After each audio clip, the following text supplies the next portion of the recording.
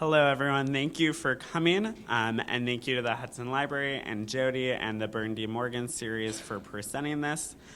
We will be talking about introduction to proposal writing and introduction to project budgets, and so it's a lot of information. If you have questions, feel free to stop me, and I will answer them. I will also be giving you a short break in between, so if you want to escape, or walk around and have a refreshed breath, that will happen as well. So a little bit of information on Foundation Center. How many of you are familiar with us? Okay, great. So we're an international nonprofit organization, and we have 5 locations in the United States. We're actually headquartered in New York City with over 140 employees there, and that's where a bulk of our resources and information and research is done. And then we have 4 other centers in the United States. So we're in Cleveland, of course, Atlanta, Washington, D.C., and San Francisco. People always ask, why Cleveland? I say, why not? But there is a story for every center, and we're actually turning 40 years old this year. If you know a little bit about Cleveland, we do have the Cleveland Foundation, which is the world's oldest community foundation. It's the first and oldest. They still sit at 4th largest via assets with $2.1 billion. And some people will say that philanthropy got its start in Cleveland due to that. Also, Cleveland and Northeast Ohio has a history of giving. We have a history of wealth and industry with Rockefeller, et cetera. And because of that, we are a ranked city in philanthropy in the world, and the amount of foundations we have and the giving we have. Also, Cleveland and Northeast Ohio, its people have been ranked as in the top 10 for charitable giving in the United States, so individuals as well. So that's a reason that Cleveland is here. If you want to ask me why the other centers are there, I'm happy to discuss that with you. But I will say San Francisco was our last center, and that is because of the tech boom and the West Coast wealth. Silicon Valley Foundation, Community Foundation, is now the largest community foundation in the world, and they have over $9 billion in assets. So the West Coast and Silicon Valley is really changing the face of philanthropy as well. But feel free to come visit us in Cleveland. We're in Playhouse Square in the Hanna Building, and not only can you access our databases there, we have skilled librarians on staff, and we have other databases as well that we subscribe to. And we have a selection of books for grant writing, proposal writing, and philanthropy. So without further ado, I will dive right into what you came for, Introduction to Proposal Writing. But right before I do that, I will say I always get the question sometimes, why am I teaching this class? Who am I? What skills do I have to go over these topics? So I'm the Community Outreach Manager for the Midwest, so we actually oversee 13 states within the Midwest region out of the different centers that we have. And via that, I have written proposals before, and they have been successful, so I'm glad to state that. But with my current position, I do work with a family collaborative of funders in Cleveland. And so we go on joint site visits together. We talk best practices. They tell me what they'd like to see from nonprofits, and I tell them what nonprofits would like to see from them. And so that's a great conversation. I was also in New York last week. I do teach our intensive proposal writing boot camp. So if I give a little too much information, I'll try and go back because that is a 3-day session. And I do our special programming as well, and I work in the niche issues of LGBTQ philanthropy and social justice and international human rights philanthropy. So if you have any interest in those, feel free to stop me after as well, and I can give you some resources on that.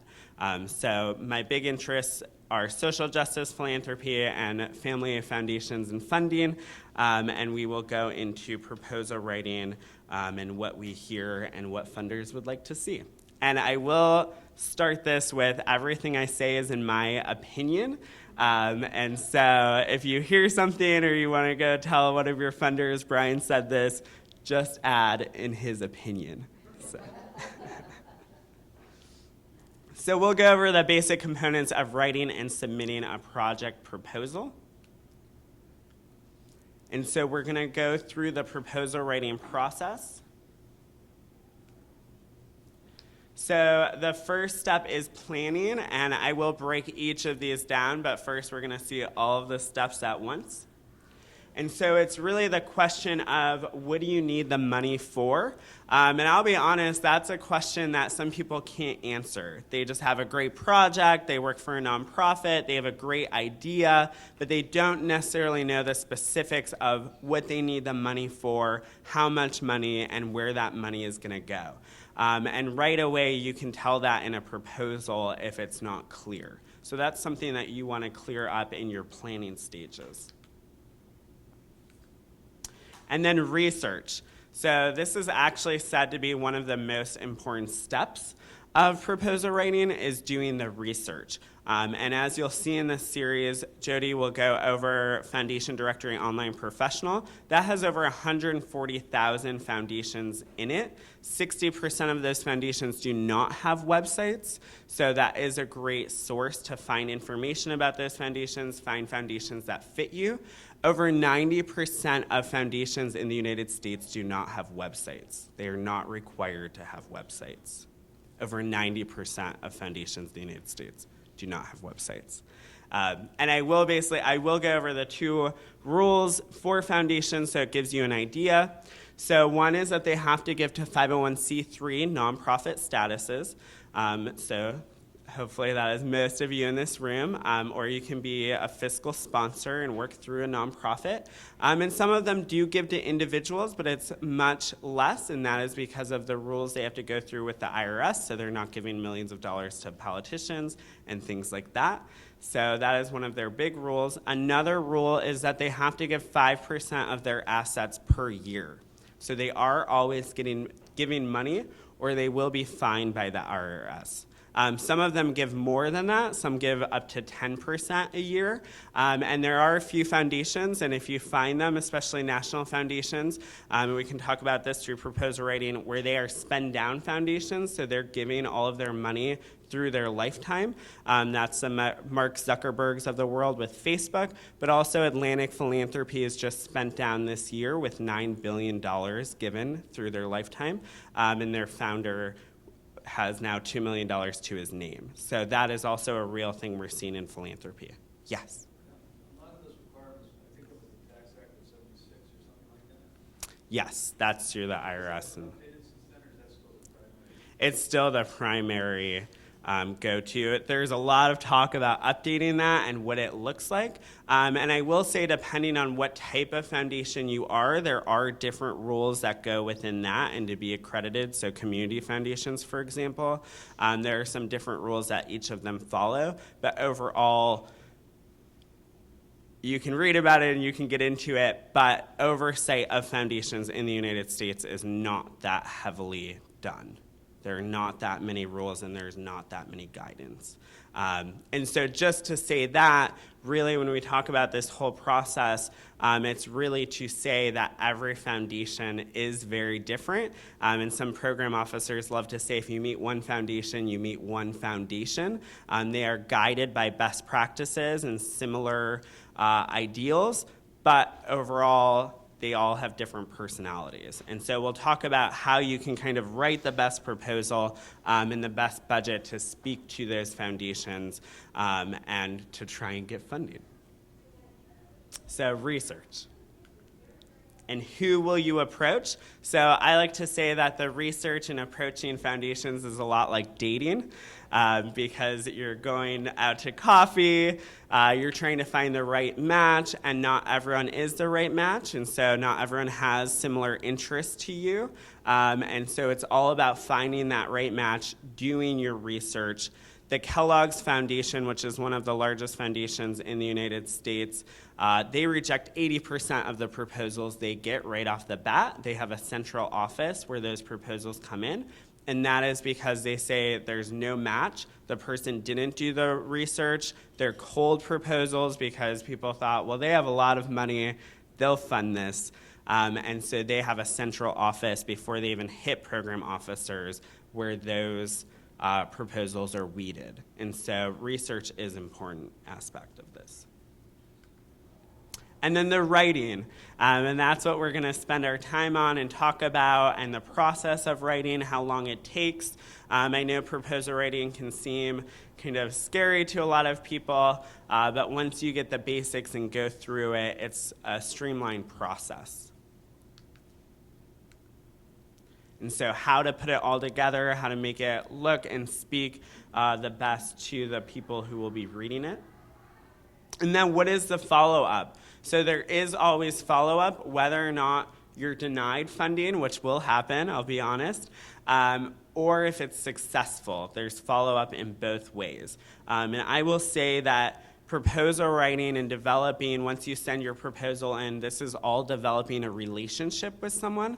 And so you want to make sure, even if you're denied, that you're still keeping that relationship going. And I will kind of put in aspects of that throughout this session. But philanthropy is really relationship building at the end of the day. And a majority of foundations say that they fund leadership and they fund the people who work at nonprofits. And that's what they look at as well. So they are funding a relationship.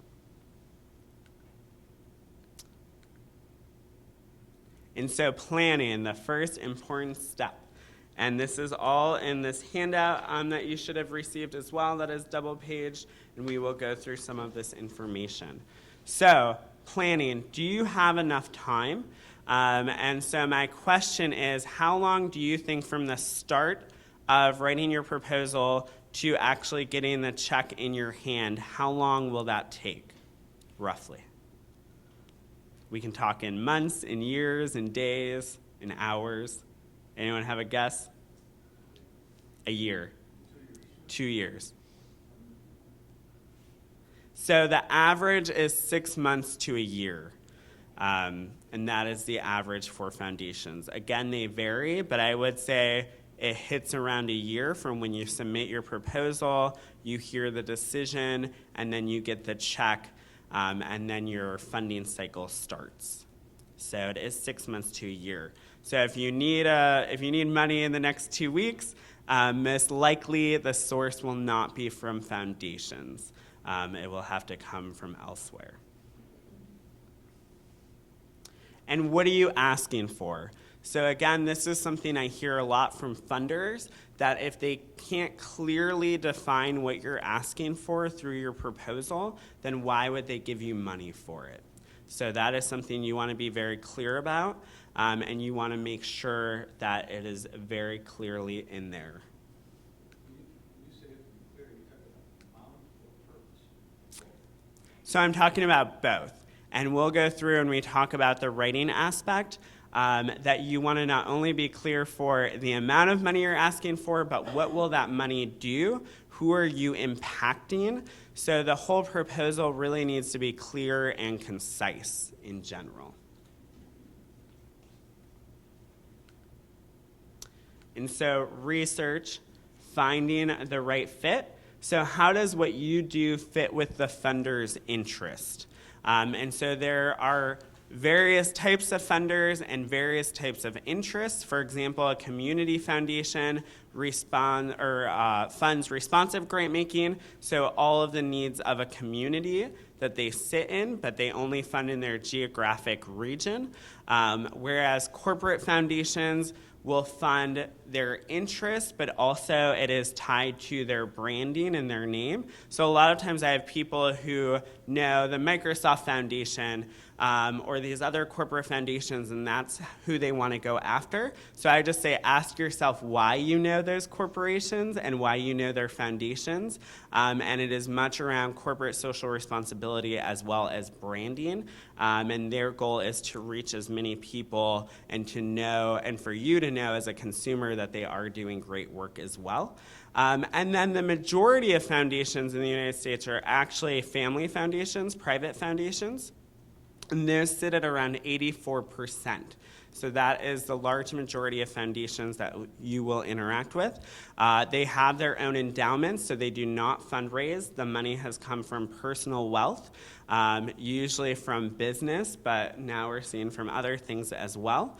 And so those foundations, their giving is tied to their personal interests. And so I always hear, well, this foundation has a lot of money. Why don't they give to me? I'm doing great things in the community. Well, if it's not tied to what they're interested in, such as the arts or maybe healthcare or the community, then it's just not tied to that interest. And so you want to make sure as well that you're approaching someone that is interested in what you're doing in those topics. And can anyone name some family foundations?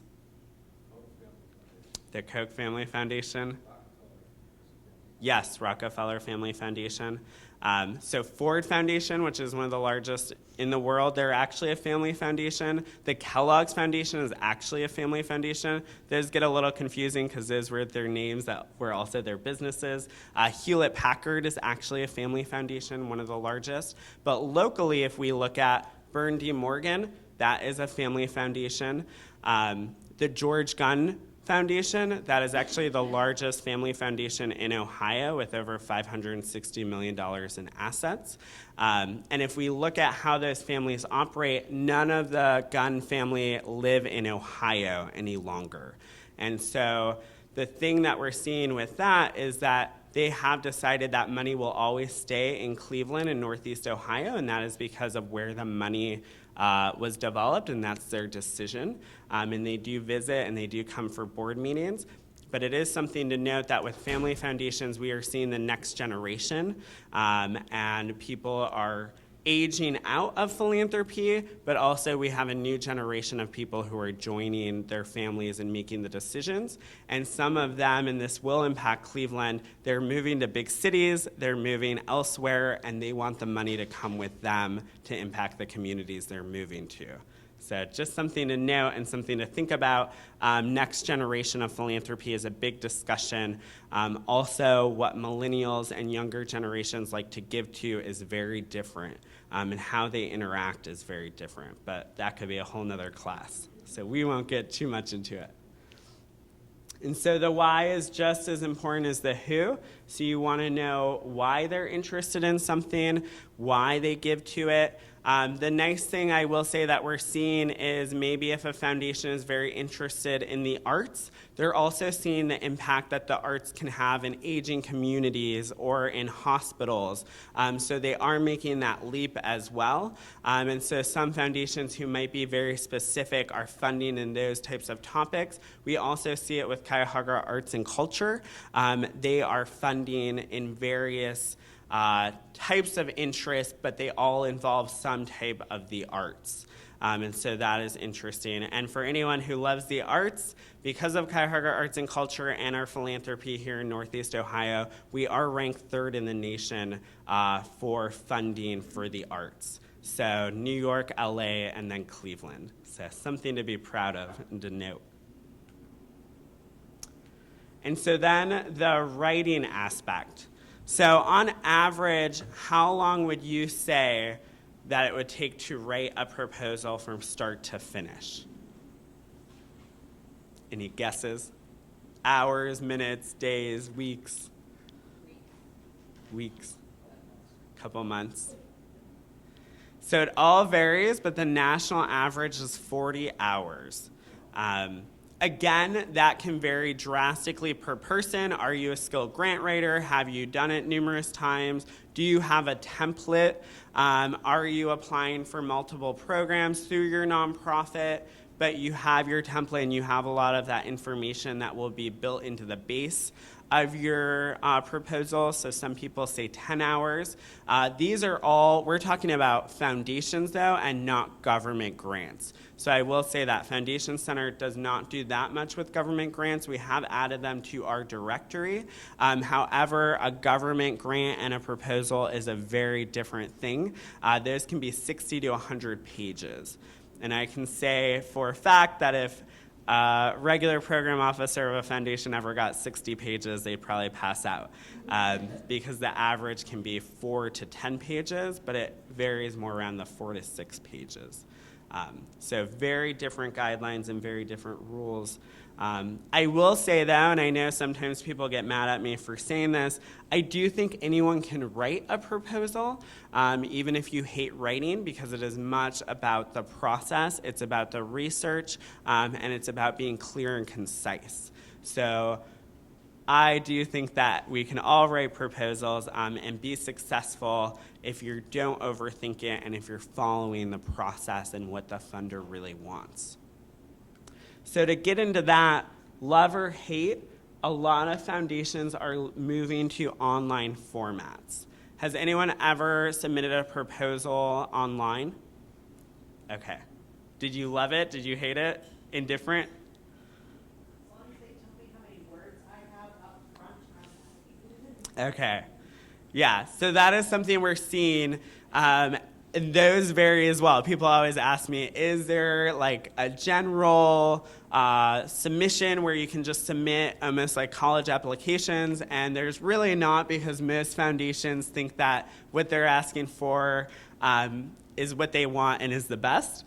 And so there's not one way. It's the same with online applications, and it's actually fascinating when you look at the requirements. So it's a lot, if you know like Twitter or other things, there is a word or character requirement. So you might get 500 words, 250 characters.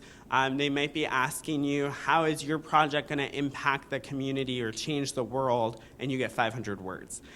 So there are some big questions, and they're very streamlined with what they're asking. One reason for that is that when these have been developed, either you get from the back end, sometimes with the developers, they can do 500 words, or they have to give thousands, like 5,000 words, and most funders don't want to give you the option of 5,000 words for each section. And so this is where being streamlined really comes into play and being concise.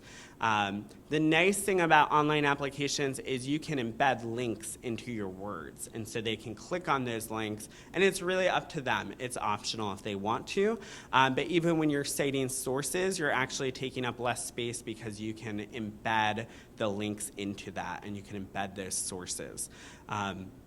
The other thing I would like to note is that if you're using acronyms, that you want to spell it out first. When you use an acronym, and sometimes that is lost. Also, we all want to look smart, and we all want to make the funder think we really know what we're talking about and they should fund us. But if you're using a lot of huge words or complex words, that's really not the best. You want it to be clear and concise. If a funder has to Google more than 3 of your words, it's going to give them a headache, and you really don't want to go down that route. So you also want to make sure when you are writing something, I always say to have someone else read it. Someone who knows nothing about the project, so they can read it and then tell you, this is clear, I knew exactly what you wanted funded, I knew exactly the amount, or they can tell you, I think you got lost in your own world, because we all know when we're really passionate about something or we're involved with something, we start sometimes writing it in our perspective, and lose sight that a funder might not know what you're talking about, and they also pass this on. So that's something we have talked about as well. So maybe a funder knows you and they know you really well. But usually at most foundations, your proposal is not only going to one person. It is going through a review, and it is going to the board. And so really a program officer's job is to make sure that they are pitching your idea in the best way possible. And so you want to give them the tools to do that by being clear, concise, and short as possible, so they can take maybe your 6 pages and make it into 2 paragraphs to pitch to their board of trustees. And that is the reality at most foundations. Are there any questions on the online format? Also with the online format, if they say submit it at 5 p.m. on Friday, whatever day, at 5:01 p.m., that link will disappear. And so it has become much more strict on their submission details and when they want things submitted as well. So Again, some people love and hate the online format. It doesn't exist overall. Some foundations still have P.O. boxes, so they're all at various degrees of where they are with this. But I will say if you're experiencing glitches or problems with online applications, you really should give that feedback to the foundation so they know what's going on, they can try and fix it, and they know that's happening. And again, every application is very different. Some of them let you save, some of them you have to complete all at once. Some of them don't really tell you the character limits until the end, and so there are those different aspects to it. And I will say, again, I'm not really touching on government grants, but if you apply for a government grant online, give yourself a few days. Don't wait until the last minute because most likely you're going to get a lot of errors that come back and they're going to want you to refill things out. They're going to say something's missing. And so that's something we see as well. Yes? In terms of this online submission, I had an experience last year. It wasn't a proposal, but it was a nomination. And anyway, I found out because I was doing it that they had designed this or developed this using the survey monkey. Okay. And it had a number of those features, like all of a sudden you found out you were out of words and you couldn't save, you couldn't go back. There's no consistency to how those things are used. There is no consistency. And consistency with the idea of doing it ahead of time in Word or something, pasting it as a text file. Yeah, so I always say I like to do my things in Word before I'm transferring them over.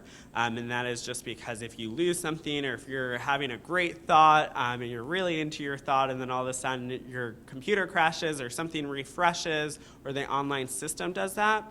However, some online systems don't allow copy and paste either. So yes, so it really varies and it depends. Also with how they vary, sometimes that varies with foundations because, for example, the Cleveland Foundation has over 90 staff members and $2.1 billion in assets. A lot of family foundations have 0 staff. And so that is why you can see such a varying of how things are done. And that doesn't always match up with assets. There are very large family foundations with 0 staff members, and that just depends on how their grants are being given out, how responsive they are, and really their whole process. So it is just very dependent of what you're going to find. And that's not only with the feedback you get, maybe someone meets with you, you can call them, or maybe there's no number at all, and you're just I've seen some proposals where the foundation requests that you put it in a Dropbox, and that's it. And there's no contact information. So what you're gonna find varies drastically. We are lucky in Northeast Ohio that we do have more responsive and staffed foundations, but you're still gonna find the gambit of foundations as well. And so always follow the funder's guidelines. We always say don't give them more than they asked for. If they didn't ask for it, they usually don't want it. The nice thing again about online is that if you have a great video and you're like, I spent all this time, I really want them to see this, you can embed the link and it's really optional up to them if they want to click on it or not. So you can embed things in online applications, but if you're doing written applications, don't include files and brochures and things that they didn't ask for because, again, they most likely don't want it. And I will say when we talk about formatting, we also talk about being clear and concise. Again, it varies, but in an average day, if applications or proposals are coming in, a program officer could be reading 20 to 40 in one day. So that's where you want to be clear, you want to be concise, you don't want to give them headaches, you want to spell out your acronyms, and you want to be compelling as well. So I always say that in the beginning of your proposal, there should be kind of a hook sentence. So you're hooking them and you're driving them in. And we say that it should be half heart and half mind. So it's great if you have a really compelling story, but if there are no statistics and there's no grounding, then it's just a story. But if you can also combine statistics and really compelling numbers as well as a story, or a hook sentence that really grabs that funder's attention, then I think it's the best of both worlds. So the typical proposal elements, you're going to have your executive summary, your narrative, your statement of need, your project description, organization information, conclusion, budget, supporting materials. Again, this will kind of change depending on the funder as well. But my question for you is, what do you think is the most read part of this, or the most important part of your proposal out of these different things? It's kind of a trick question because there are two. Statement of need. Statement of need. Okay, that's a good one. Conclusion. Okay. Any other guesses? Those are both wrong, but that's okay. Executive summary. Budget. Okay, so those are actually the two most important aspects. And it varies upon funders, but we hear, and when I was in New York, the president of the Foundation Center actually gave a little speech for Proposal Writing Bootcamp, and he worked at the Ford Foundations. He also worked at a large family foundation in Switzerland. And so he said the first thing he looked at when he got a proposal was the budget immediately. He would look at the budget before anything else. And when we get to the budget, we will talk about how that should tell your story through numbers, and that should tell a funder what they need to know. But most funders, when they were polled throughout the United States and at the largest foundations, they actually look at the executive summary. And can anyone tell me why that is? You think? They want to know how well it's run, how well So it's a summary of everything. It's your summary. And so I say this again in my own opinion, but I have polled different funders and program officers. Sometimes that's all they read, is the executive summary and the budget. Not all of them. There are funders who will be very detailed and read everything. But a lot of times the first thing and sometimes the last thing that will be read is the executive summary. Because it summarizes your whole project. They can see and look at the most important aspects. If it's not clear to them, if it's not concise, or they immediately see, well, this person didn't do any research because we don't even fund that, then it's on to the next. So that is just the reality. And when do you think you should write your executive summary in this process? So first thing, last thing. We advise that you write it the last thing you do, because once you have all of your other aspects, then you can easily plug into the executive summary. So you can put in the narrative, the statement of need, the project description, organization information, conclusion. That will all be plugged in. The budget is a separate document, and so you don't necessarily have to worry about that. You will want to spell out how much money and a few sentences on what that money will be spent on.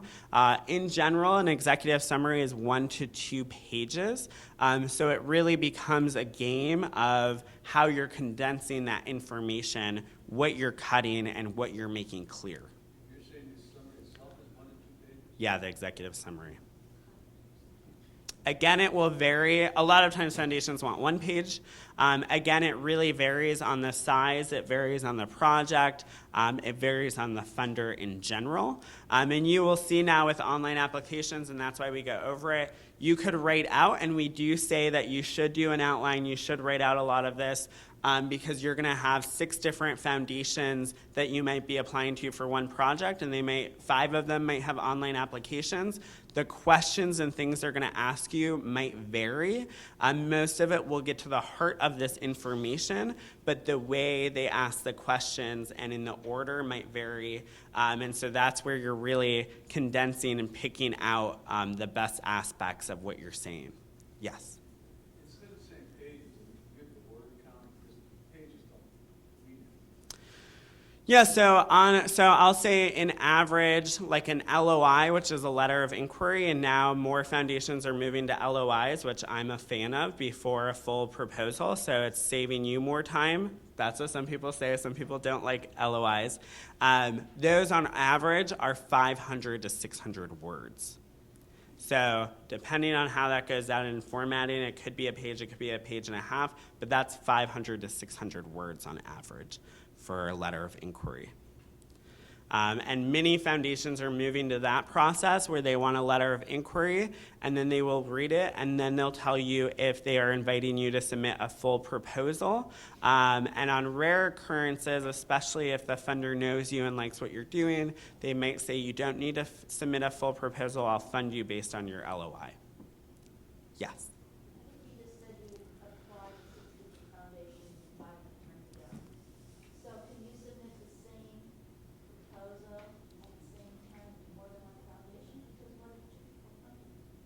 Yes, so great question. You will most likely for a project be submitting to multiple funders. Again, I say this is a lot like applying for a job. You're going to change the introduction and the conclusion to speak to those funders, and you might do a few edits throughout, just in wording and things like that that will speak to that funder. You don't want to drastically change anything. It should be very similar because it's the same project, and those funders want to make sure that you're not saying different things to different people. But on average, you will apply to more than one funder, especially if it's a larger project. If it's more than $10,000, more likely you're going to need more than one funder. It's a great problem to have if you are overfunded for something, and there's a few ways to go through that. So again, last week someone said they were overfunded at a nonprofit, and there were different cases. One case, they just gave the money back to that funder. In another case, a nonprofit, they found that the program was so popular, so many funders wanted it, they said they had to scale it, and they stopped sending out proposals because it was funded, and they would request more money for the next year. Again, a great problem to have. Some of us would love those problems. In the most cases, funders you can have the conversation, and if they really like the aspect of that project or they like something else you're doing, sometimes that money can go in those directions as well. And so it is a conversation. A lot of it is about what you say and about how you tell the story of where that money would go. And in some cases, you'll ask multiple funders because some funders will come back to you and say, great project, I will fund $10,000 of the $40,000, but my money will not be spent on laptops or on this or this aspect in your proposal. Or my money will not go to overhead or fringe benefits, which we will talk about in the project budget, and you'll all love it. Yes? I may be getting ahead of Mhm. where you're at, but the experience I have was a long time ago. A lot of times, you take multiple funders, it might take more than a year to get all the funding for a particular project. But in the meantime, you need to have restricted funds so that any funding you receive is restricted, it can't be spent on other things, correct? I mean, there's a lot of restrictions like that for any organization, correct? So for project funds, a lot of times if a funder says this is for this project or these are the requirements, that is restricted. Those are restricted funds. If it's general operating funds, and that's not what we're talking about, but you can make it be very similar in how you apply for it, then that's a free game. A lot of foundations don't love general operating, and there's like 6 different words for general operating. However, if we all know it's needed. You need to keep the lights on, printing, driving, doing things. It is becoming more popular, so that's exciting. The Ford Foundation, and it matters what some of these big foundations do because other foundations follow them. They will be giving 60% of their grants will be for general operating. That's huge. And they're going to be giving up to $500,000 grants to nonprofits for general operating because the idea is that as a nonprofit, you know where that money should be spent. And you don't need to be spending hours and hours on these aspects just to get $5,000. However, that's still not the case locally and nationally as well. There are different communities where you'll find they want a project and they want to fund a project. We're also seeing it with the next generation. They want tangible things. And some next generation members of foundations think that there's too much overhead, foundations are doing nonprofits are doing too many things, there's too many staff members. We can argue back and forth about that for days, but they want to see concise projects. And so I've heard both ends of the spectrum. When I was in Mhm. partially funded, you really Yeah. can't embark on partially funded. When you are continuing to look for resources, do you say we are 60% funded on this project and we're looking to, fulfill our requirements so that we can embark on it? I mean, is that? Yeah, you'd want to have a conversation with the funder about their timeline, because when they give you the check, they might assume it's with a year timeline. They'll give you the timeline and the restrictions. There's also a way you can scale projects. So maybe your project at the whole cost $80,000, you got $65,000. You can say, I'm scaling this project and we're going forward, but these are the aspects that we are unable to do because we weren't fully funded for the project. So that is also something that happens a lot as well. And so you can definitely scale projects. You just want to have the conversation of what that means when you're scaling a project. Some people like to put in their proposals, this project is scalable to size. So I encourage you, depending on what the project is, if maybe you're requesting $10,000, but $7,000 would do it as well, or even $5,000, you would just have to scale the project. And so that could be anything from how many people you're impacting, to how long, to what you're delivering. So a lot of projects are scalable.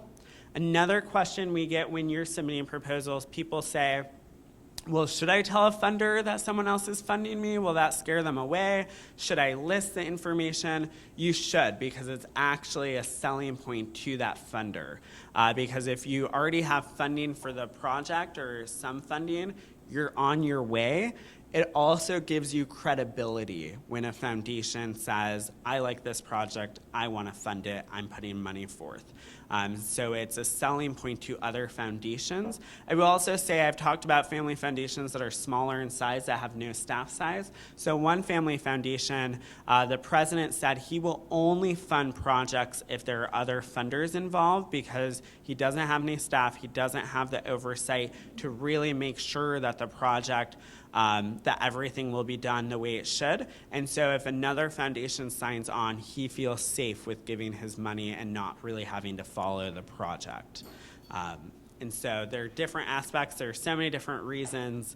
But you do want to say when, or you can say I've approached these other 4 foundations as well. I will also say, with working with the Family Collaborative of Funders, they are talking more. So for better or worse, some people think it's for better. They're having the conversations. They're saying, why did you fund that person or that organization? Oh, that's a great organization I didn't even know about. Or if there are issues, that's why you always want to be in communication, because those conversations are had too. The funding community is a smaller community. They do see each other a lot. They do converse with each other. And so you want to make sure when you're telling one funder something, you're telling another funder the same thing about a project.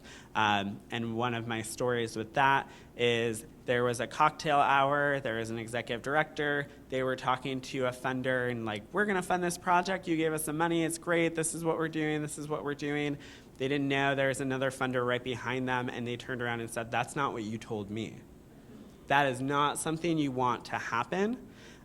It does happen. Obviously, the stories are there. And so you just want to communicate and be clear with everyone. And again, you're going to be submitting the same proposal to multiple funders. You're going to be changing their names, hopefully. That's something you want to make sure, especially with online applications. Most likely, it happens to all of us, but most likely if they see a different name, they'll immediately toss it. But you want to make sure that you're just editing those things and you're not editing the heart of the same project to fit one funder and then a different funder. Yes, we call that mission creep, and no funder wants to see mission creep. Yeah. I have an interest in working with higher education. I'm not going to get into Yeah. details, but the question is, this wouldn't be a traditional nonprofit like a social service agency or that kind of thing. Mhm. If it's are there special restrictions in terms of that? It would be, these would be like outreach programs or educational programs, things like that.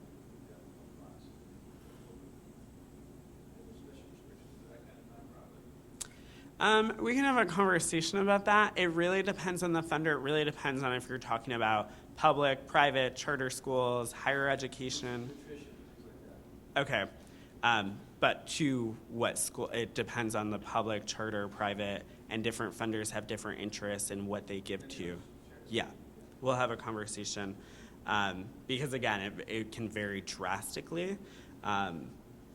And depending on your geography as well. So that's something I'll mention too, especially with executive directors. They might say, and we all know they have the best intentions, but they might say, this foundation gives so much money, why don't you ask them for money? All these other nonprofits are getting money from them. Again, it can be the fit. And maybe you know they're never going to give you money, but to show your executive director, you have to submit. I've had that conversation before where someone said, I knew they weren't going to give us money. I spent 20 hours on the proposal. I submitted it. 5 minutes later, they said, we're sorry, you're not a match. We don't fund what you're doing. And that was just to show their leadership. And again, it is very about the fit. Just because someone's funding a lot of nonprofits does not mean they're going to fund you. Also, if someone says, well, in that state, there's all this funding and they're doing this great work, why can't we do that here? Again, with family foundations, the interests vary. So the Waltons, if you know the Walton name, that is Walmart. They have a corporate foundation, the Walmart Foundation. They also have the Walton Family Foundation. So one of the Waltons loves recreation and bike use. And in one state, he has given over $100 million just for that. But that's in his one state. It's not anywhere else. So that's skewing what people are applying for, but also all of those great bike paths and things you're seeing because it's based on geography. So we also find that with foundations. Just like I said, we're ranked 3 in the nation for the arts. So we have more arts programs and we have more arts funding. And the Cleveland Museum of Art is a highly ranked and also one of the richest museums in the United States. And that is based on geography. So it's just to take all of that in when you are applying, but also when you're talking to other staff members and when you're getting bombarded by some of them saying, well, what about this foundation, or they should fund you, or I talked to this person and they would love to fund us. Not necessarily. So what funders really want to know, they want to know about what specific need are you addressing. So what is the actual specific need in your community? Again, it's not about your nonprofit. You could be doing great things, but a funder never wants you to say, you should fund me because my nonprofit's doing this and this and this. It's about the community. That's what they're interested in funding. So how are you helping the community? What are you doing in the community? How are you addressing those needs? What evidence do you have to support the need? So do you have statistics? Again, there's another program here on U.S. Census data. That's terrific. You can use a lot of U.S. Census data. What audience and community are you serving? In your proposal, how are you talking about those communities? Are you using out-of-date words? Do you work in health services and different issues, but you're using words that are no longer used? Funders will notice that. Some funders will follow you on social media. Again, not all of them, because not all of them even have social media. But the ones that do, they will see how you're using words and how you're talking about communities, and if you're up to date. And make sure it fits the size and scale of your solution. So again, it's great if you want to end homelessness in your community, but if you're going to say, in Cuyahoga County, this program in the next 3 years is going to completely end homelessness, I'm not going to believe you. If you're going to say, in this specific community within Cuyahoga County, this project will reduce homelessness by 30% due to this, this, and this, I'm much more likely to believe you. Nonprofits and foundations, that at the end, we all want to put ourselves out of business because we hope that we can complete these great tasks. But the nature of the beast is that most likely that project that maybe costs $20,000 is not going to completely end homelessness or end poverty or end hunger in 3 years. And funders will ask you how you got to that statement and what statistics you have and what evidence do you have. Statements are great, but you have to really provide the evidence to support it. Also, you want to be very specific in your project. You want to make sure you're looking at cyclical needs. So you don't want to lead the funder into a cycle of, well, I want to fund a pool in this neighborhood because we don't have a pool. So the pool is the whole need, and that's what you want to fund. Well, why do you need the pool? Does your neighborhood actually want a pool? Do people there need a pool? Can they go 2 miles down the street and there's a pool? So things like that. We use the pool example because it's a great example, but you just don't want to say, this is the problem, and if we have the solution is funding the need of that. Not necessarily. You want to provide and prove how you got to that. And maybe you do need a pool, but you have the evidence of why. And so you want to make sure that those statements are very clear in your proposal, and you're not just saying this is a problem, the solution is providing it. So what are you trying to achieve? What will your impact be? Your outcomes must be measurable. And so funders want to see that. We have this great little acronym called SMART, which is on your sheet. Specific, measurable, achievable, realistic, and timely. So is what you're doing fitting these different things? Again, with the timely, maybe it was a great idea 5 years ago, but it's just not anymore. And so you need to be aware of that. Is it realistic? Do you have the capacity at your nonprofit? Is there community buy-in? Is it achievable? Can you do it in the time frame that you gave? Measurable, again, that can be a little harder for things we're seeing. How do you measure a mural in a community? Sometimes you can't, but there are national documents and national statistics, and there's a lot of research done on what art and what public space does in a community and how people feel safe and how they feel connected to their community. And so that's placemaking, and more foundations are moving towards that. St. Luke's Foundation in Cleveland is doing a lot of placemaking initiatives. And so you can see that there are some things you're not always going to be able to measure it tangibly. Some foundations only want to see measurables in that way. Other foundations will move with you, and you can see what they're funding. Through our database, you can actually see most of the grants that a foundation has given. So you can see how they're funding, what they're looking at. And we see that with social issues. Funding a grassroots leader, maybe that's tangible or not, but some foundations are doing it because that's where they think the movement and the work is going. So just to put that in, that maybe not everything you're doing is completely measurable, but you should make sure you're stating how it's measurable and how you're going to evaluate it. And so what are your strategies for making it happen? So know ahead of time how you're going to strategize. What is the outline of how you're going to do that?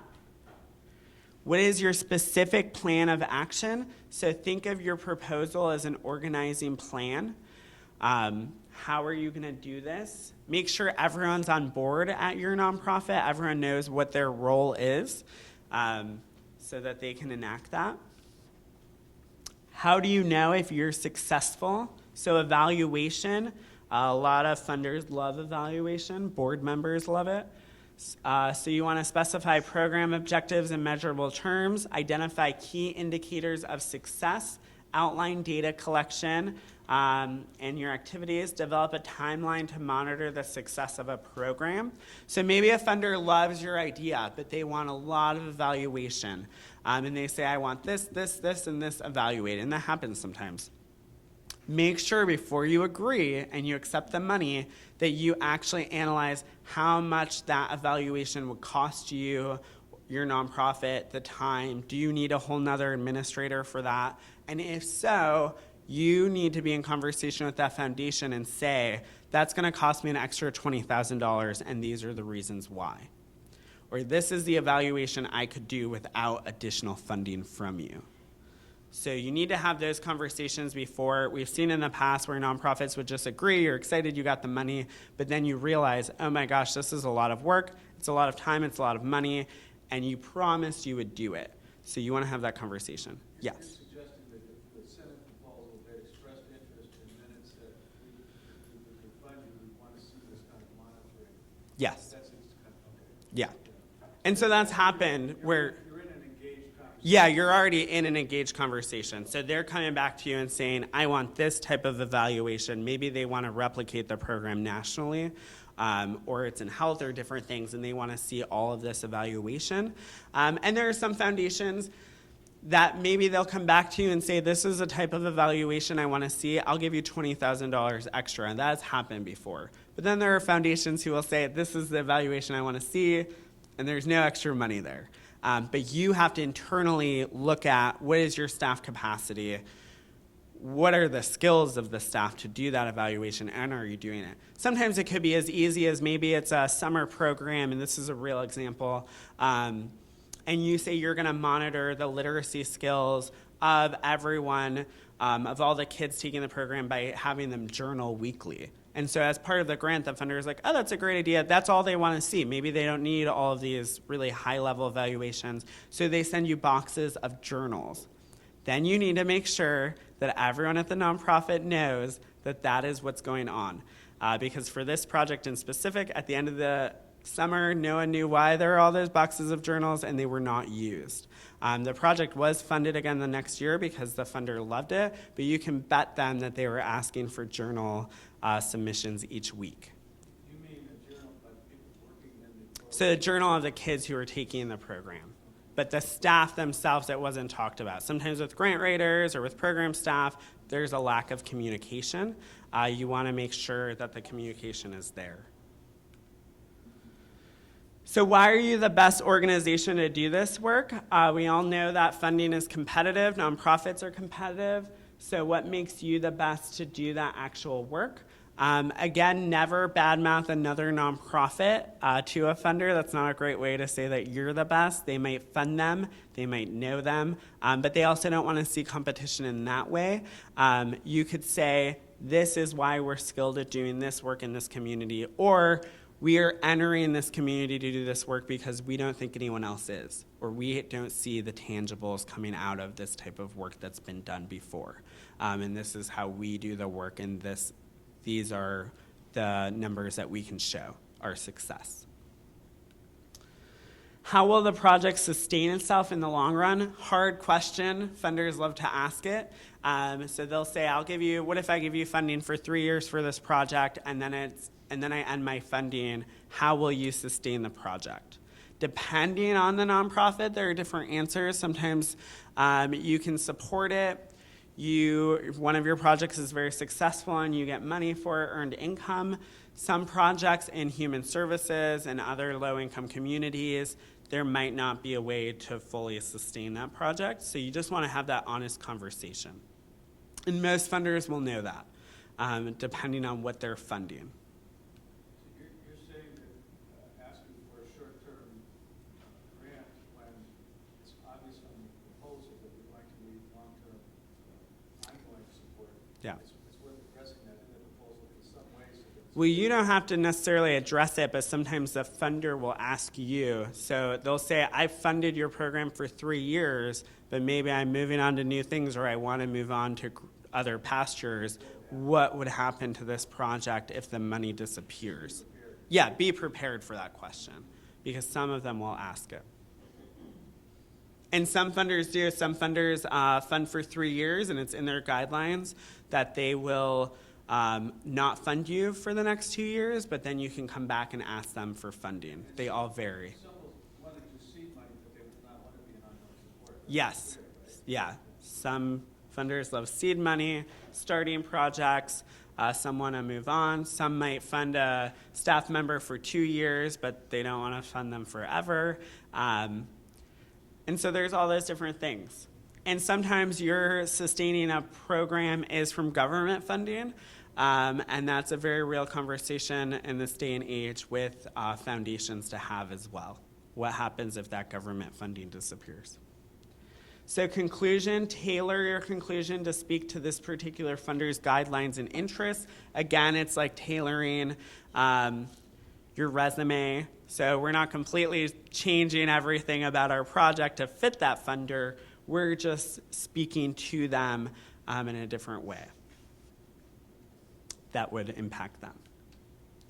So your executive summary, again, most likely it's 1 page. How do you reduce everything down? It should be clear, concise, and streamlined, so include nothing that doesn't need to be included in there. Some people really like this because, again, it's kind of like a game. You're just cutting and cutting. And then afterwards, is it clear? Is it concise? If I give it to a stranger, will they know what I want? Supporting materials, again, follow the funder's guidelines. Include everything they want, very little of anything else. So the follow-up, if it's a yes, congratulations, yay, you got the grant. Keep the funder informed, be responsive, do what you said you were gonna do. If something changes, immediately have the conversation with them, email, phone call. Maybe the project you're doing, you asked for 10 laptops and they gave you the funding for it. Microsoft or someone else donated you laptops and it's great and it's success, you're yay. But before you use that money for something else, go back to them and say that and have the conversation. Or maybe you had $3,000 in your budget to rent space and the community loved what you were doing and the person said, I'll give you the space for free. So before you spend that money, go back to the funder, have the conversation. Most likely they want you to use their money. And they're willing to give it to something else. There's another aspect of the program. Have ideas before you have the conversation. But if at the very end you say, well, we got 10 laptops, we didn't need the money for that, so we went and bought something else, that's not a good conversation to have. And they're not going to be happy about it.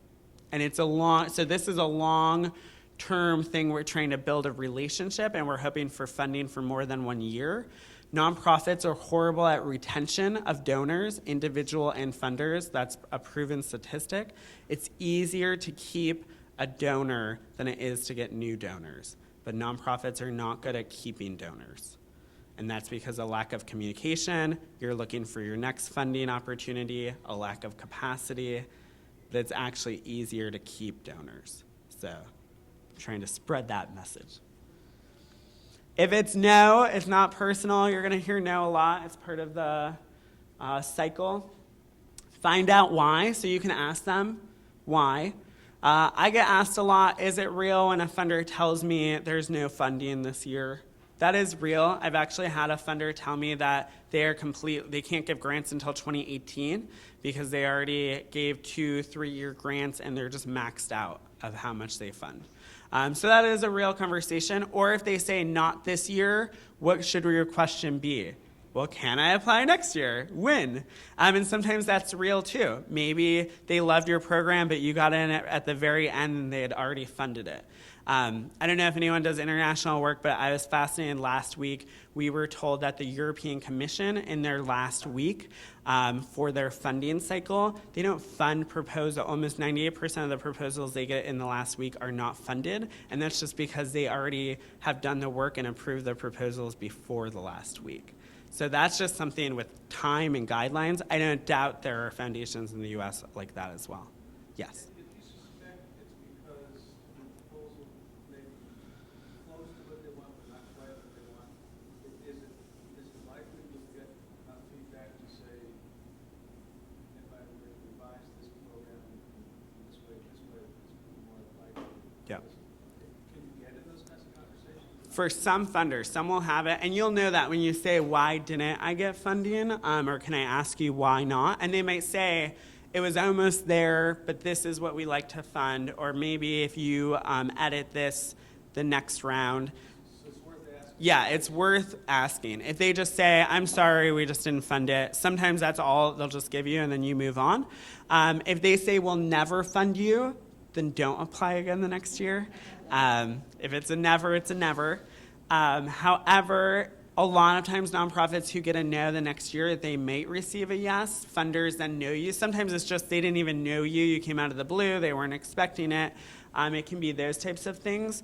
Again, another thing I get feedback for is if a program officer tells you, they give you edits, they say this or that, it doesn't mean you're going to get funded the next year. It's even in their opinion. They're helping you, but their word is not, doesn't mean that, yes, so maybe you changed everything and you still didn't get funded.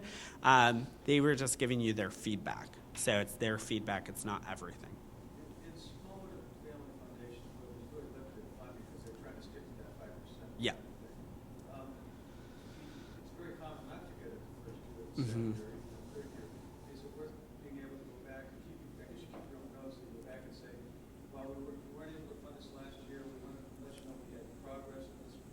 Yeah, that's great to call out that.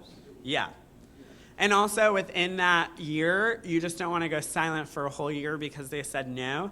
Maybe you send them an invite to one of your programs. Maybe you put them on a newsletter, but only a newsletter geared towards funders or donors. Not a newsletter that you're sending to everyone every single week. They don't want it. And I get that feedback all the time.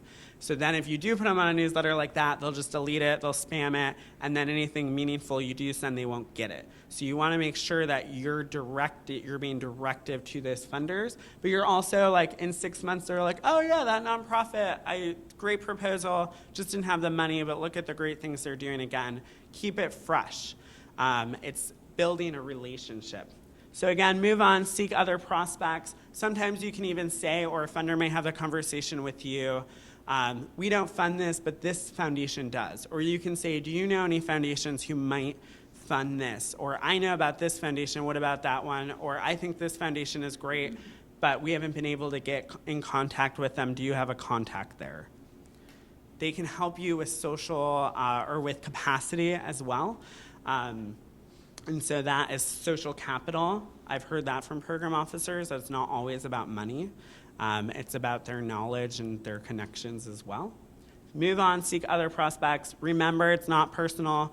I've had a program officer tell me that they got called on Thanksgiving Day and they were yelled at for 10 minutes because it was a no. Don't do that. I know the story. A lot of people know the story. You can get frustrated, but remember, most likely they're trying to help you. They want the best for your nonprofit and program. And sometimes it's really not up to a lot of program officers. It goes to the board of trustees. So they're making the best pitch for you.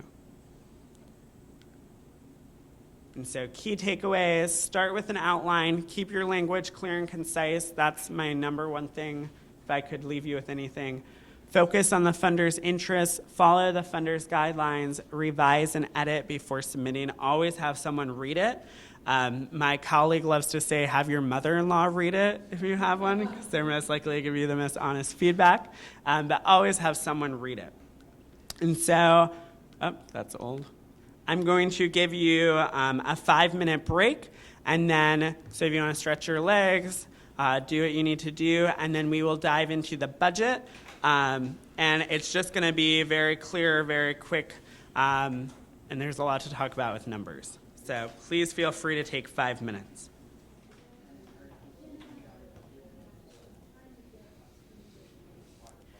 Okay, everyone, I'm going to restart in the interest of time. So just so everyone's aware, not everyone loves budgets. People really hate them, actually, but we'll go through this. It's only going to be a quick overview. We could spend days on the budget, to be honest. But if you do have questions, I have my card. I actually left them on the table here.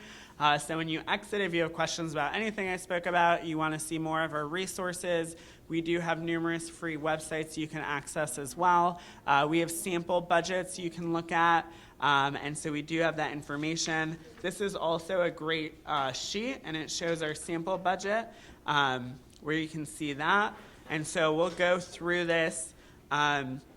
When I start this, I do say that I was once in a room with 400 family funders, and we spent 6 hours on budgets. There were CPAs, and they took us through it in detail.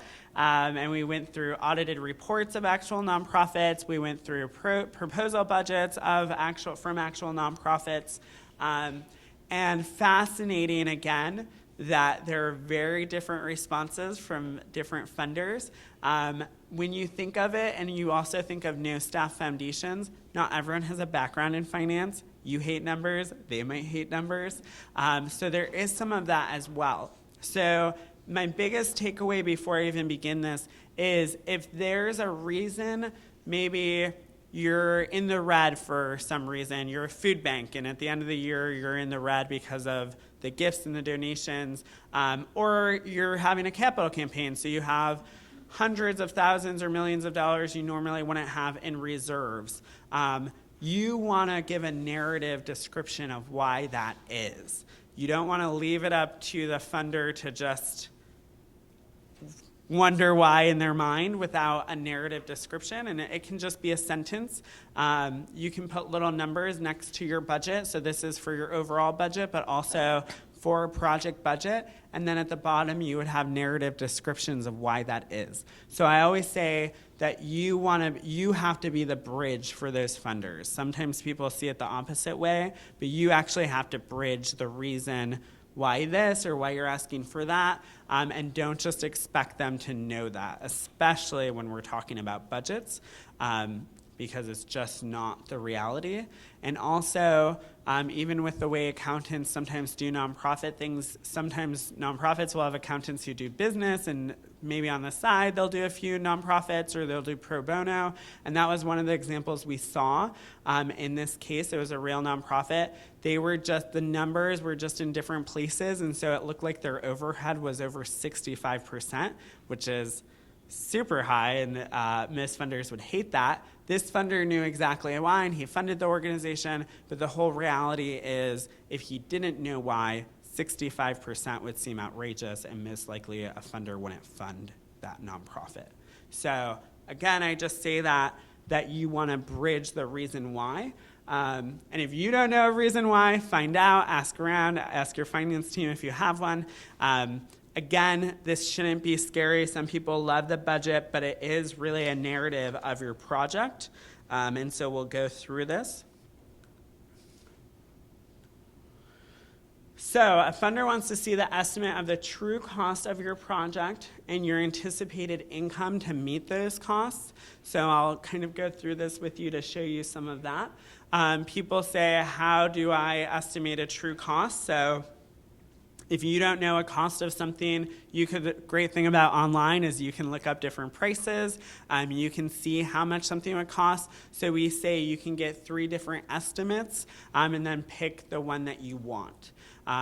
Again, where you might be describing, maybe you're asking for 10 laptops, but your laptops are costing like, I don't know how much, $30,000. And as a funder, it'd be like, whoa, laptops are really expensive. I wonder why. But maybe for your program, you're asking for Apple products because you're doing graphic design or you want the state of the art, whatnot.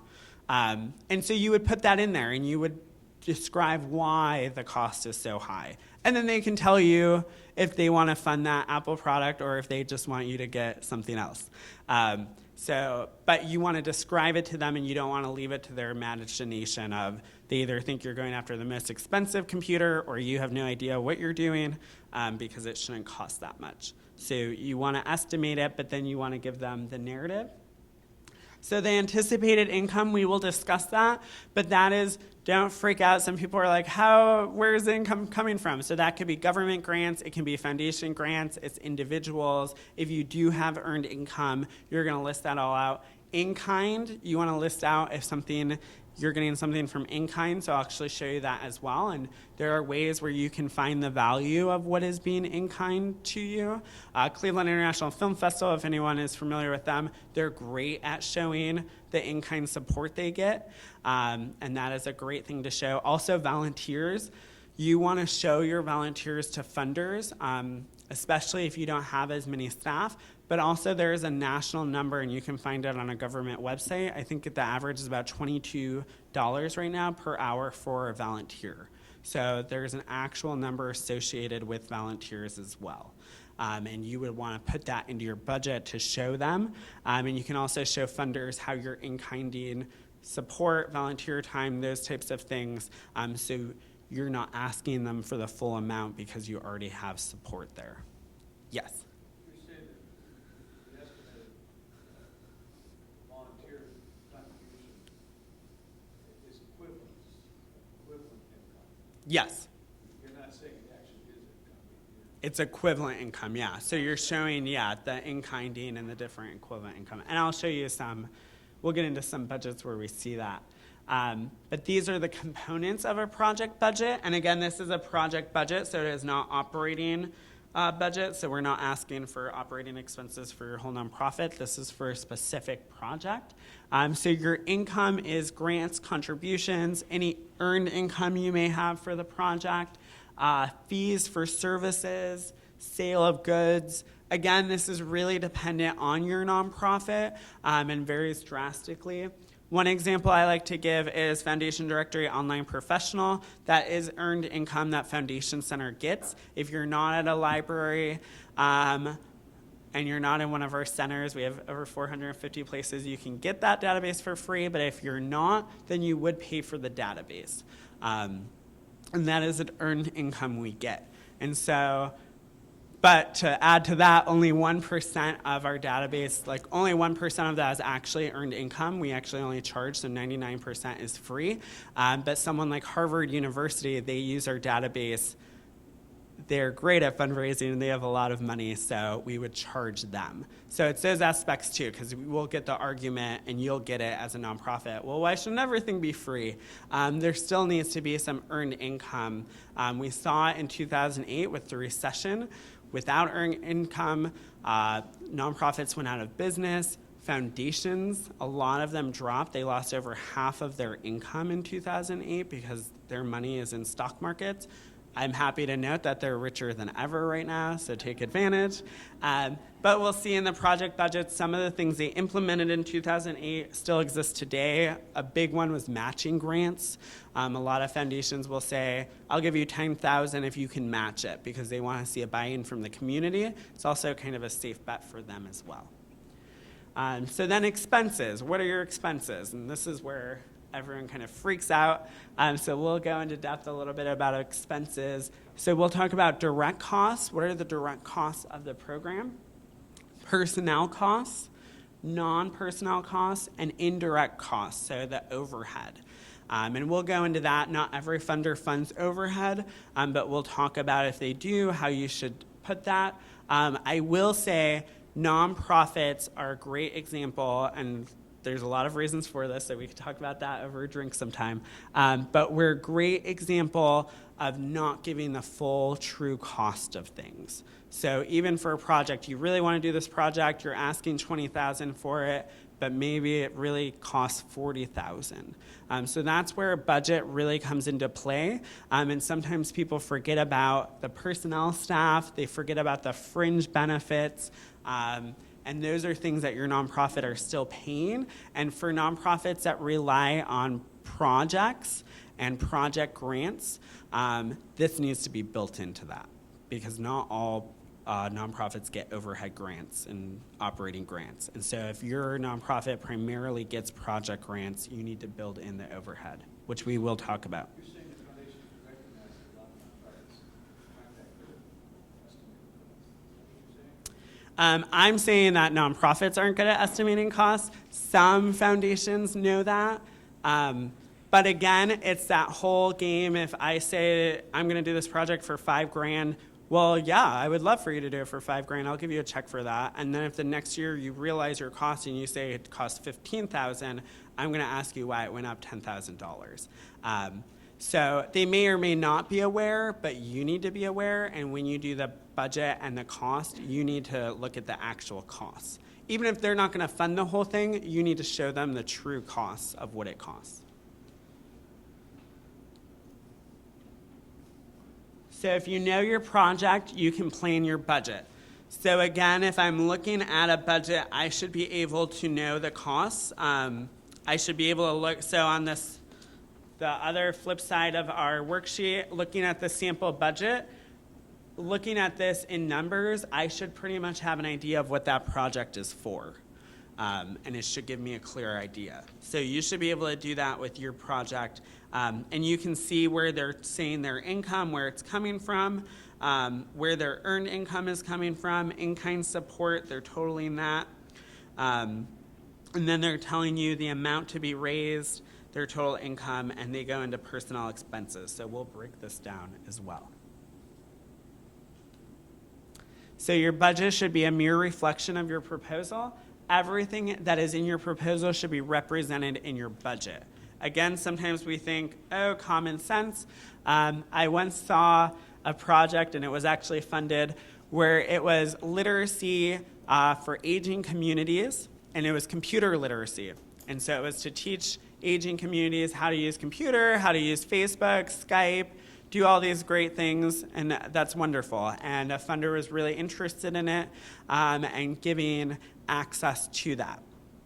So obviously an assumption, because the nonprofit didn't ask for laptops, was that they had laptops, and that was part of the whole program.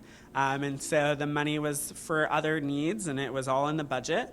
Well, at the end of the year, when the funder wanted a report, the nonprofit said, oh, we didn't do that project, we used your money for other things. First of all, again, panic attack, that should never happen.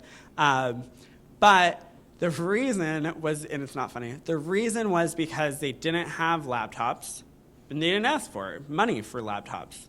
And so the funder just assumed they had laptops, and for some reason, the person writing the budget assumed the funder thought they knew they didn't have laptops, and I guess we'll give them money for that. So the project wasn't done. So this is where I tell that story, just that you really need to look at your budget. If you're a grant writer, you need to talk to the project staff. What do you need? You need to do an overview of what your nonprofit needs are, and where the money is going to come for that. So even if I say I'm doing this great program, I'm doing an after-school program, most students can't get here, so we're going to drive them here. Are you accounting for the gas? Who's doing the driving? Are you accounting for the insurance to insure that vehicle and all of the students inside of the vehicle?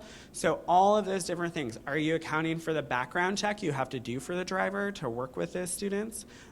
Those types of things. So where is that money coming from, and is it being accounted for? Because if it's funded, at the end of the day, that money is going to come from somewhere. And if you didn't account for it, you're going to have to pull it from general operating. So how will I know how much my project costs? So again, research your estimates, collect and document each quote. You don't have to go as in-depth if you don't want to, but again, with Google and Amazon, this is pretty easy to know what your costs are. If you're doing programming in the community or space costs, call a few different places and get costs of how much their space would cost. See if there's nonprofit discounts. Even Microsoft offers nonprofit discounts for their products, and you can actually, and they have it on their website, it's Microsoft Philanthropies, and so there are different places that do that. Sherwin-Williams, easier to get paint from them than it is to get a grant from their foundation, and it's a simple form you fill out online. So things like that. Maybe you don't have to ask for $5,000 to paint the inside of a building because you could get that in-kinded, but then you need the support elsewhere. Sherwin-Williams also loves to send their workers to do the painting for you. So that's a great thing. So you want to look at things like that when you're looking at foundations as well, and corporations. And then choose the estimate that is most reasonable. Again, if you need a more expensive product for something, make that case. I also argue that you shouldn't go after the cheapest product because you want it to last a while. Nonprofits usually use things for a very long time. So make sure you're getting something that you can use for a while. And so estimating personnel costs, everyone's favorite thing to do. So we want to look, we have a project, we want to see who are all the individuals working on this project. So is our executive director giving any of their time for this project? Really depends on the nonprofit and the size.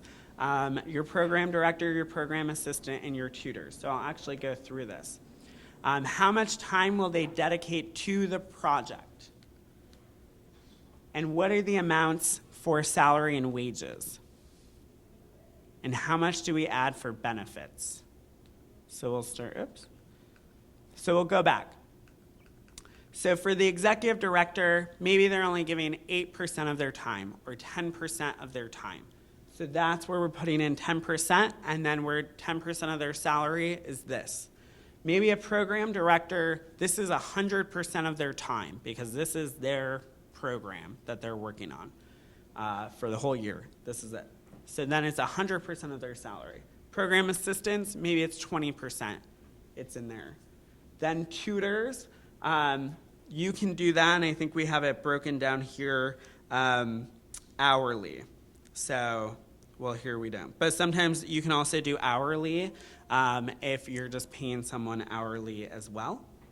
But we do have here, we have it broken down in the sample budget. We're saying executive director, 10% of 60,000 is 6,000. Program director, 100% of 45,000 is 45,000. Program assistant, 50% at 30,000 a year is 15,000, and tutors, 25% at $20,000 a year is 10,000. You can see the numbers are never going to look like that. These are great, amazing numbers because we could make them that way, but they're never going to be like that, most likely. But that's just a way to show you, and then we say the subtotal is 76,000, the fringe benefit rate, and those are for benefits like health care, if you have retirement, all those wonderful things that your employees usually expect if they're full-time. And so those are called fringe benefit. There are different rates, and sometimes on a foundation website, you'll see they'll say we pay 10% of a fringe benefit rate, so you use 10%. Some say 12%, 15%. Some don't give a percentage, so you just pick one.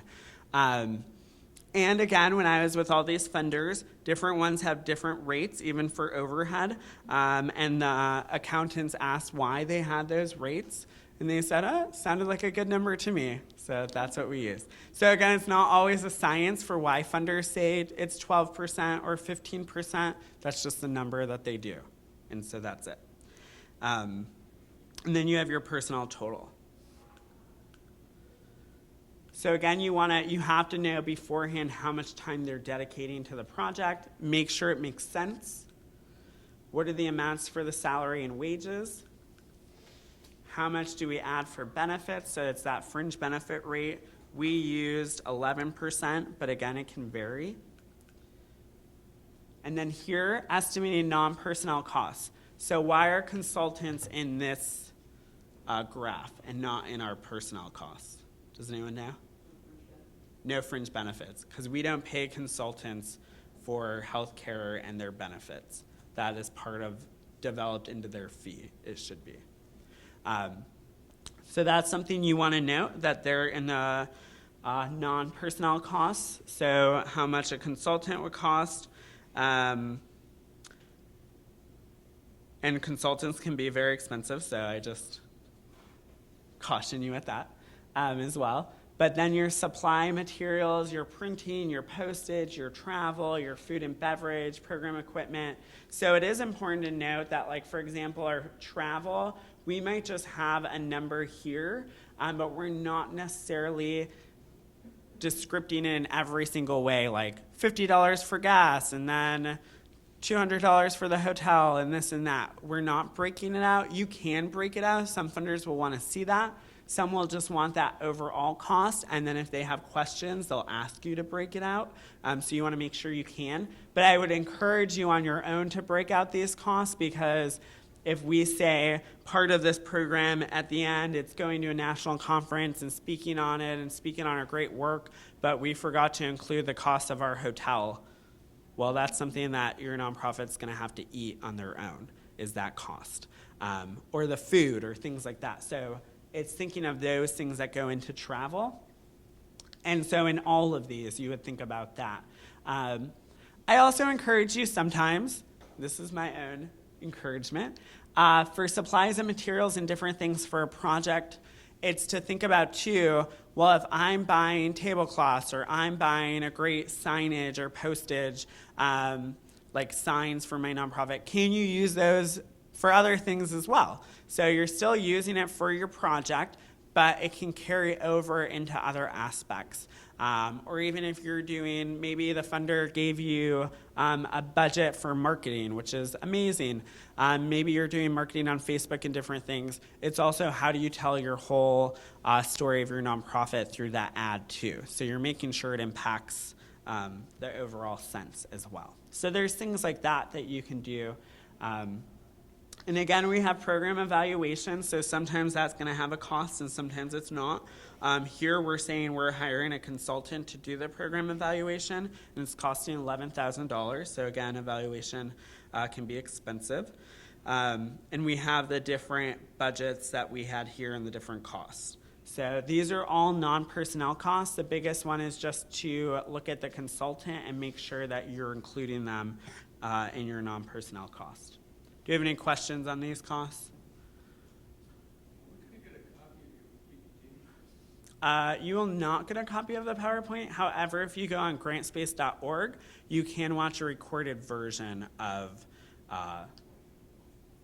this presentation. But also, if you did want a PDF form of these two hand sheets, I could do that. I just can't give out the PowerPoint. It's Grantspace.org. And also on grantspace.org, that is our website primarily devoted to nonprofit professionals. From the hours of 10 to 4, Monday through Friday, you can go to a Chat Now feature, which is at the top. And so you can chat with a librarian throughout one of our centers in the U.S. for free. And so you can ask them questions if there's a question on a budget, or if a funder used this word, or if you're working on the database and you're confused, you can ask them those questions. If that chat feature is not available, you can do it in email form. We'll respond within 2 working days. The only things we cannot answer, the big things, are legal questions. We are not lawyers. Also, we cannot read through your proposals. So yeah, consultants, who are the other people working on this project? So again, for all of these costs, it's just important to note that a funder might ask for resumes. Some funders will want to see resumes of the people working on the project and make sure that they are appropriate. So travel, like I said, what are you including in that? Make sure, sometimes it's good to overestimate a little bit as well. And then our expenses. So our indirect costs, everyone's favorite things. So these are overhead costs. And so this is where you're talking about the overhead of your whole nonprofit. So again, this is a project budget, so it's for a specific project, but you're building in indirect overhead costs because you need the lights, you need staff time for other things, printing, gas, all those different things that you need to keep. So you would want to build in your indirect costs and your overhead. So these are expenses not directly attributed to a project, but are necessary to sustain the project, which can be rent, utilities, etc. These costs are sometimes called administrative costs, overhead costs, operating costs, or support services. And you'll see that. Some foundations, they call them a million different things. So if you see something like that, operating costs, support services, overhead, administrative costs, they're all the same word. So that's important to note. Again, not every funder loves overhead costs, and some of them say they do not fund overhead costs. Some will say we fund 15%, 12%, 20%. So they don't necessarily care what the true cost is. They're just giving you the percentage that they will fund of that cost. So that's important to note. Bless you. This is my personal opinion, but I feel very, very strongly about it. If a funder says they do not fund overhead costs, I would think twice about applying to them because I think overhead costs are a very real thing and they should be funded. So again, my personal opinion, but feel free if you want to say that to someone that I said that. I think that overhead costs are truly important and they should be in budgets and they should be funded. So that's just my opinion on that.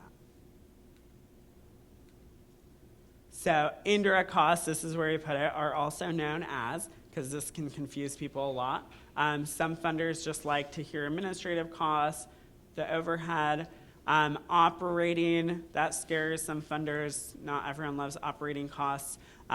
If you can find funders, and you will find them, especially in Cleveland, maybe they're endowed funds, the family is no longer living, but they have a fund through a bank, and they're giving to their different causes.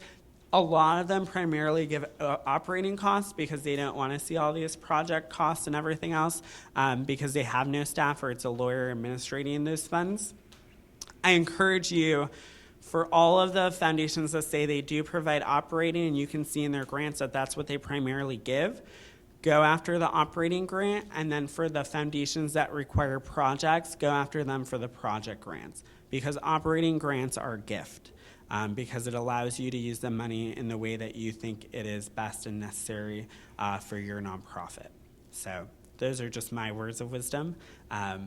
But It's up to you. And it is important to note, though, that for some funders, maybe they give you a $5,000 operating grant, but they would give you a $20,000 project grant because it's easier to get behind an actual project and also see where those costs are going. So that's something to weigh into account, too. Are you going to get more money for the project, and can you put in the overhead costs into that? So. So you're saying when you do your research and you find the target prospects, second stage would be evaluate the target prospects. First, the ones that can get operating costs out, and second, for the project costs, because that's going to be easier to get. Yes. And it's really dependent. You can, on Foundation Director, you can actually look at their grants. So you can see if 95% of their grants are for operating, that's what they're giving to you. Some foundations will say they give operating, but mostly they like to give project grants. Is there any discrimination about whether you call them administrative? I mean, we all have their own negatives. Yeah, no, I would honestly use the word that they use on their website. So you want to use the language they're using. So if they call it supportive services, then you call it supportive services. Just so you're matching up and you're using their language. And these are just all the different words that are used. But again, you do want to see those specific foundations. There's a national family funder. It's called the Sparkplug Foundation.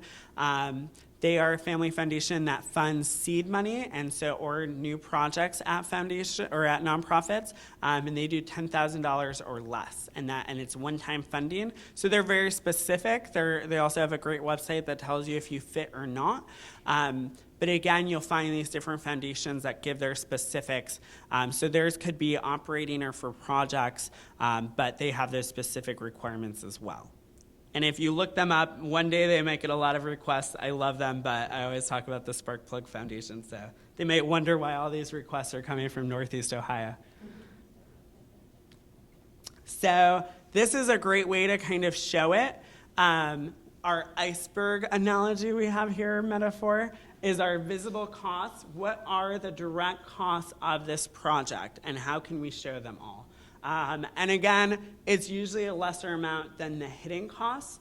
And our hidden costs are the rent and utilities. Depending on your geography, that can be very expensive. Your telephone and internet, your office supplies, your marketing and communications. If you have administrative staff that don't actually fall into any programs, that's an overhead cost. Your fundraising. Another big overhead cost, some foundations will give money for capacity building for development staff, some do not. And so it's something that you want to build in because we all know that you need the money to operate, and so you need your fundraising staff. And so these are all the hidden costs. I will say, luckily, when I was in New York last week, I saw the budgets for the nonprofits in New York. Luckily, we do not, it's not as expensive here, so that's nice. But you want to put in those real costs and have that all listed out there. Any questions on this? Yes. If you're seeking funding for a portion of a larger program, Yeah. how do you show in your budget that do you just do the budget for the portion, or do you do the budget for the entire project? You would do the budget for the entire project, but you would say, I'm asking for this amount. And you might highlight, if you're specifically having specific asks, I encourage, unless it's really in their guidelines, that if you're saying this project will cost $100,000, I'm asking you for $20,000, that's the ask, and you're just showing them the numbers for the whole project. If they specifically say, we want to know what our $20,000 will be spent on, that might be follow-up, then you can do that, but I wouldn't volunteer that right away. Just because some funders will say, like, I don't pay for laptops. And if they say that on their website, or they say, I don't pay for this, then if you have an ask of $100,000, but you're asking them for $20,000, you would state, this money will not be spent on this, and this that you do not pay for. But if you're asking for $20,000 of $100,000 and they fund it, they think it's great, if they don't ask, you don't have to say, and it's going to be spent on the laptops, or it's going to be spent on this or this. So, yeah. Same thing. Okay. Take the laptops. Yeah.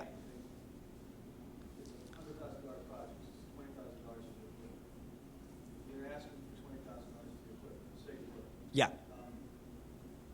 Very confused with, they're not gonna give you a whole lot anyway, they're gonna give you some percentage. So they're gonna give you, we'll give you $7,000 for this card. What do you do when you have, multiple people do that, either come in over or under? Come in over, you have to get back to them and say, we received excessive funding, your contribution is very much appreciated, we'd like to take $2,000 of it to this other thing, you have to go back to them and say that? Yeah. That, yeah, if it's directive, if they directed where So that's that what you're funding saying, would you go. don't need necessarily too specific. So Yeah. if you go back to that $100,000 project, can you, is there a way to like categorize the different expenses so that you're being, this general category expenses to include laptop, blah, blah, blah, blah, blah, blah, blah, blah? Do you do that? Or do you just- Yeah, to a point, because some of them are going to want it broken out. So if technology is 20,000, you'd most likely want to say like what the technology, you'd put like laptops and this and You that. identify what those categories are, Yes. but you're not saying yours is going to buy a laptop, it's going to be in this category. Exactly. So it's kind of an overall. If they're directed, and they can be directive, so you can say 20,000 of 100,000, and they get back, or they get back to you and they say, I'm going to give you 100 or 20,000 of this $100,000 grant, but you can only spend it on this, this, this, and this. That's up to them. They can do that. Some of them do that. Take that from the budget. Yes. So some of them will do that. They'll choose what they want, or they'll just say, I'm giving you 20,000, just so you know, our money can't go to laptops, or can't go to the scholarship aspect of your project, or consultant. Yeah, or marketing. We don't like marketing. Things like that. It's really dependent. But they can tell you, and then you would just use the money on the other aspects and hope that someone else funds the things that they want. So that's up to you. But again, it's in some of your research where you can find who funds what they like, how you speak to them. Corporations love marketing and sponsorships, so that's where you might speak to them about that. And using some of their resources, even Yelp, Cleveland just gave out grants locally. They in-kinded a lot of their marketing for the nonprofits that were chosen for the grants. So there's some aspects like that too, where you can get some in-kind services from corporations. Yeah, or a great calculator. But yes, a good accountant. Because there is a lot. There's a lot that can kind of flip people up on this. So again, calculating your indirect costs. Again, these numbers are very simplified. There's a reason for that. I don't love math. So if we have our direct program costs, my youth leadership program is costing $200,000 for the year. My college prep program is costing $300,000. So the direct costs of that are $500,000. But the total indirect program cost, my overhead, is $100,000. And so how did I get that number? I use 20%. Again, a funder might give you an overhead rate. They may say 12%, 15%, 10%, 20%. Hopefully they give you a rate. And then you can say, and if they don't give you a rate, you can choose yours. I wouldn't go above 20%. Funders don't like to see overhead that is extremely high either. But then that's where you get your rate. So you would take, after you have the direct program costs, everything your program's going to cost, you're going to take a percentage and use it as your indirect cost. And that's your overhead. Any questions on that? Again, we show it very simplified, and then I know when you get in your budgets, it's a different world of numbers. But so these are components. So showing your income, oops. This is where, and we have it listed in the sample budget, where you would list government grants you get, foundation grants, corporate grants. Again, it really depends on how you want to list it out. So this is just the example we're giving you. But if you think that corporate foundations are foundations, just list it in your, you can just list the names of who's giving you the money to. Individual giving, federated giving programs, those are United Ways. And then your earned income, your events, publications and products, fees, if you have membership dues, in-kind support. So again, it really depends on your nonprofit of what's going to fall into this. If you do have, so I will say another thing, funders love to see that your board is giving at 100% because it shows buy-in. So you can say, my board is giving at 100%, that's great, they love to know that. They don't a lot of foundations don't necessarily ask you how much they're giving, they just want to know that they're giving at 100%. And it varies, again, we have a whole class on boards and fundraising, but maybe some of your board members can only give $20 a year, and that's their gift. But they're giving it 100%. So again, it really depends. Maybe your board members are giving you $50,000 a year, and that's awesome too. So again, but if you can state that they're giving it 100%, and individual giving, it varies. Food banks are great at individual giving. The Cleveland Food Bank is nationally recognized for their gifts of $5 to $20. And that is somewhat of how they speak to people. And you can say $5 will feed a family of 5 for 2 days. So it's those types of things. When you are marketing and fundraising, imagery is really important, especially for younger generations. So instead of saying $5, your $5 gift will do this, the cost of a latte will do this. People like to see that imagery. And people are actually more likely, it's studied, to give you $5 if they think latte instead of the direct cost of $5. Just a fun fact in there. If you're going to use like a direct appeal as part of your funding, Yeah. so you're doing a mail order or something local, the cost of that, they can break that out. I mean, that's got its own costs. Yeah, that would usually go into operating and overhead. Most funders won't give you a direct grant for like Right. paper mailing and stuff. Outside of that kind of Yes. thing, right? Yeah. And it's really up to a nonprofit, but some nonprofits love to put a lot of things into the development team. So they're like, hey, the development team also does like holiday parties and this and that, but then there's this really large cost and not everyone can get around like, why is it costing so much in the overhead? And that's if you have to show your whole financials of your organization, which you usually do.